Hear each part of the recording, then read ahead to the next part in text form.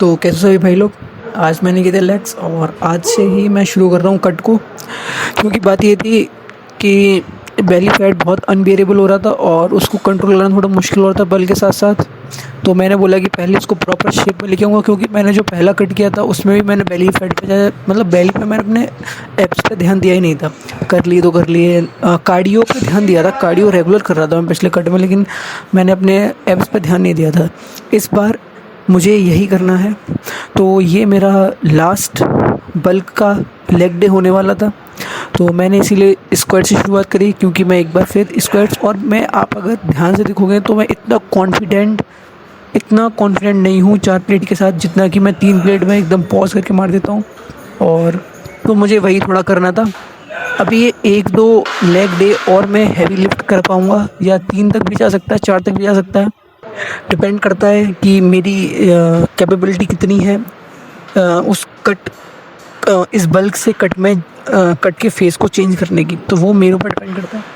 अब मेरा पूरा फोकस जो था वो क्वाड्स पर था। आज मैंने क्वाड्स ही किए खाली, थोड़ी टाइम की भी अवेलेबिलिटी नहीं थी, और ये स्क्वाट्स और आगे जो भी किया है उसको करने के बाद फिर मेरे पास इतनी कैपेबिलिटी थी नहीं कि मैं और करूं।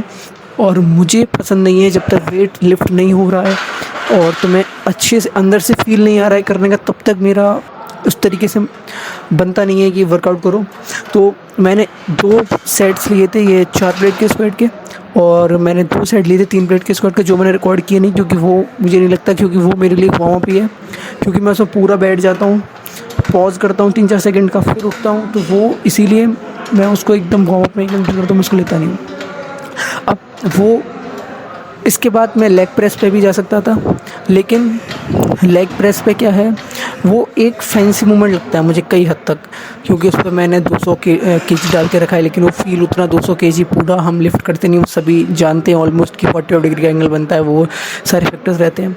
तो मैंने सोचा मैं उस पर 200 केजी जा सकता हूँ, कोई इशू नहीं है, लेकिन वहाँ पर मैं इतनी अच्छी तरीके से अपनी क्वाड्स को फील नहीं करता। आई डोंट नो व्हाई, मेरे लेग्स और फटीग हो जाते हैं, सब कुछ हो जाता है, लेकिन जो लेग एक्सटेंशन दे सकता है, तुम्हारी लेग्स को शेप दे सकता है, कटिंग दे सकता है, सेपरेशन दे सकता है, वो मुझे नहीं लगता कि लेग प्रेस दे पाएगा। लेकिन लेग प्रेस भी इक्विवेलेंट इंपॉर्टेंट है। इस वक्त मुझे नहीं लग रही थी, क्योंकि मैं स्क्वाट्स कर चुका था और मेरे लेग्स में इतनी जान थी नहीं कि मैं लेग प्रेस पे भी जाके 200 प्रेस करूं। फिर और मुझे वेट ड्रॉप करने का मन नहीं था, सो आई जस्ट केम हियर।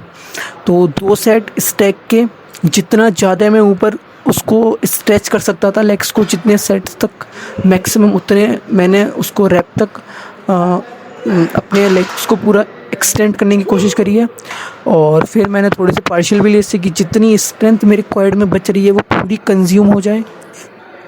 और उसके बाद फिर ये ख़त्म हो गया था। फिर I thought to go for more failures, जिसमें कि मैं अपने क्वाड को और बर्नआउट कर सकूं, क्योंकि at this point of time मेरे दिमाग में एक ही बात चल रही थी कि कैसे भी वर्कआउट ख़त्म करके घर पे जाया जाए। I don't know why, but ऐसा थॉट आ रहा था, लेकिन मैंने उस थॉट को पकड़ा and I went on the single leg extension.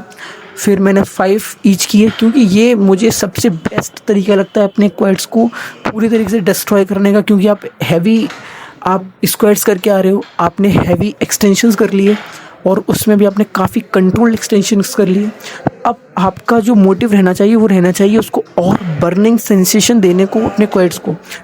तो फुली बर्निंग सेंसेशन दिया मैंने उसको, और जितना हो सकता था मैं, आप देखोगे मैं हाथ से भी सपोर्ट ले रहा हूँ, जिससे कि मैं वेट को और ज़्यादा रेप्स के लिए जा सकूँ। तो जितने मेरे क्वाड्स में पोटेंशियल बचा था, जितना मेरे क्वाड्स में दम बचा था, मैंने पूरा उसको यूटिलाइज करने की कोशिश करी, और मैं हर मसल पार्ट के साथ करने की कोशिश करता हूँ। ठीक है, तो ये तो बात रह गई कि मेरा आज का क्या मोटिव था, कैसा मेरा ब्रेन फंक्शन कर रहा था उस टाइम पर। अब थोड़ी कट की बात कर लेते हैं। कट की बात ये है कि कट मैंने पहले बताया मैं क्यों शुरू कर रहा हूँ। मैं अभी रुकता, कम से कम भी मैं 1 महीने और रुकता, लेकिन नहीं, ये लगभग 90 से 100 दिन का मेरा बल्क नहीं चल रहा था ये, टू बी ऑनेस्ट। क्योंकि बल्क मैंने स्टार्टिंग में ही 1 से 2 महीने का ही मैंने बल्क किया था, फिर मैं कैलोरी मेंटेनेंस पे आ गया था, क्योंकि मैं फिर बल्क कर नहीं पा रहा था अपनी स्टडीज़ की वजह से, थोड़ा मिसमैच हो रही थी सारी चीज़ें। तो मैं सिर्फ उतना डाइट कंज्यूम कर रहा था जिससे कि मेरा वेट ड्रॉप ना हो, और डेट वेंट वेरी वेल। जब मैंने ये शुरू किया था तो मैं 69 केजीज़ पे स्टैंड कर रहा था, और आज मैंने अपना वेट देखा तो आई वाज स्टैंडिंग ऑन 67, तो that is approximately way better. और उस टाइम पर जो मैंने पहले वेट मेजर किया होगा तो उसमें फैक्टर्स भी रहता है कि आप बहुत अच्छा लोड अप करके आए हो, क्योंकि मैं बल्क पे था, वो भी एक फैक्टर रहता है। तो मैं मानता हूँ कि मेरा 500 ग्राम से लेके 1000 सॉरी 500 ग्राम से लेके 1 केजी तक ही मेरा कम हुआ होगा वेट। तो डेट वेंट वेरी वेल। लेकिन उसमें भी क्या फैक्टर है, मैंने काफ़ी चीज़ों की गलतियाँ करी जो मैं आपको आगे आगे धीमे धीमे बताता चलूँगा, और उन सारी गलतियों को इस बार ना दोहराने की कोशिश करूँगा। और डाइट मेरी कुछ ऐसी रहेगी कि जैसे मैं कट करूँगा तो पूरे दिन का मेरे को ऐसा ध्यान रखना है, पूरे दिन जो भी मैं खाऊंगा उससे मुझे इतना ध्यान रखना है कि जो जब मैं वर्कआउट करने जा रहा हूँ तो उसके 1-2 घंटे पहले, 1 से 2 घंटे पहले मैं इतना हैवी लोड कार्ब को लोड कर सकूं अपने बॉडी में, जिससे कि मैं जिम में जाके एक अच्छा वेट लिफ्ट कर सकूं। तो इस तरीके से मुझे अपनी डाइट रखनी है, ये सारी बातें मेरे दिमाग में रहेंगी। और ये कट मैंने अभी शुरू नहीं करता, मैं मोस्ट प्रोबेबली इसको अक्टूबर या नवंबर में शुरू करता। और जहाँ तक है 90% मैं इसको नवंबर में ही शुरू करता, क्योंकि मुझे और ऊपर जाना था, या फिर मुझे यहीं पर अपनी वेट को मेंटेन करते हुए, मैंने जो सोचा था वो ये सोचा था कि मैं अपने वेट को मेंटेन करते हुए थोड़ी सी अपनी मसल गेन करूँगा, और वो मैं कर भी रहा था। लेकिन my belly was not going with the plan, क्योंकि मैं उस पर ध्यान नहीं दे पा रहा था।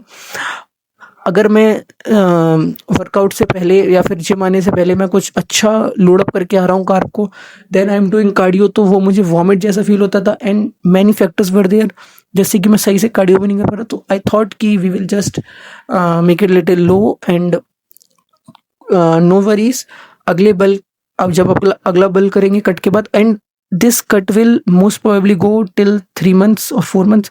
और जो मेरा टारगेट है कि मुझे एक वेल डिफाइंड एप्स लाने के बाद ही मैं शुरू करूँगा अपना नेक्स्ट जो मेरा बल्क होगा वो, क्योंकि अभी तक मैं एक बार भी एप्स को इतना वेल डिफाइंड नहीं ला पाया हूँ। I just brought them to a very little visibility. लेकिन अभी मुझे जो करना है वो मुझे पूरा, जितनी मेरी एप्स के अंदर पोटेंशियल है दिखने की, मैं उस पूरे को पहुंचना चाहता हूँ। तो मैं पूरी कोशिश करूँगा इस कट में पहुंचने की, यही मेरा इसमें फंडा रहेगा जो भी रहेगा। तो मिलते हैं आपको, और जैसे जैसे कट मैं करता रहूँगा, जो जो मैं अपने ऊपर अप्लाई करता रहूँगा, जो वो सब आपको बताता रहूँगा। मिलते हैं अगली वीडियो में, गुड बाय।